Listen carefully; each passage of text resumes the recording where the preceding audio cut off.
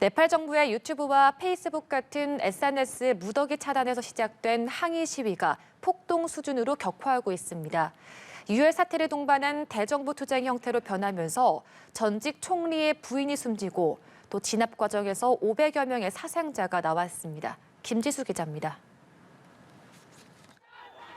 현지 시간 9일 시위대가 네팔 전 총리의 개인 자택 창문을 부수고 대문을 발로 차며 돌진합니다. 자택 내부에서 불길이 일고 가구들이 던져집니다.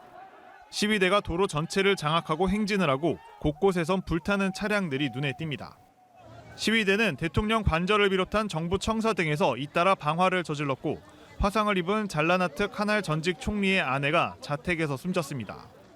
앞서 시위대는 의회 의사당을 비롯해 대법원과 검찰청 등을 공격했고 검찰총장 집무실과 수도 카트만두 지방법원에서 사건 기록 서류를 꺼내 불에 태운 것으로 전해졌습니다. 이번 시위는 네팔 정부가 지난 5일부터 유튜브 등 20여 개의 SNS를 당국에 등록하지 않았다며 차단한 데 반발에 일어났습니다. Extremely, it is against our freedom of speech, and they want to control us just like a dictator. 특히 부패 척결과 경제 성장에 소극적인 정부에 실망한 젊은 층이 대거 가담하면서 시위는 카트만두뿐 아니라 다른 도시로도 확산했습니다.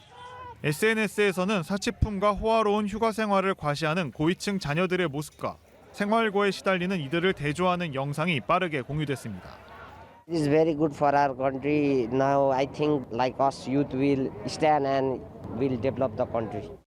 네팔 정부는 SNS 차단 조치를 해제하고 샤르마 올리 네팔 총리가 책임지고 사임했지만 시위대를 진정시키진 못했습니다.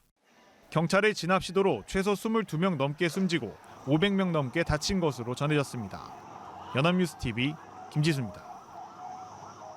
네팔에서 SNS 접속 차단과 부패 격분에 시작된 반정부 시위가 폭동 수준으로 격화됐습니다.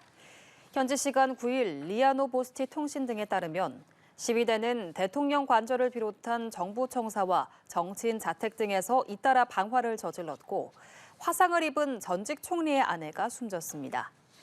이번 시위는 네팔 정부가 지난 5일부터 유튜브 등 당국에 등록하지 않은 26개 SNS의 접속을 차단한 데 반발에 일어났고 특히 부패 척결에 소극적인 정부에 실망한 젊은 층이 대거 시위에 가담했습니다. 네팔에서 정부의 소셜미디어 접속 차단에 항의하는 시위대와 경찰이 유혈 충돌에 최소 19명이 숨지고 수십 명이 다쳤습니다.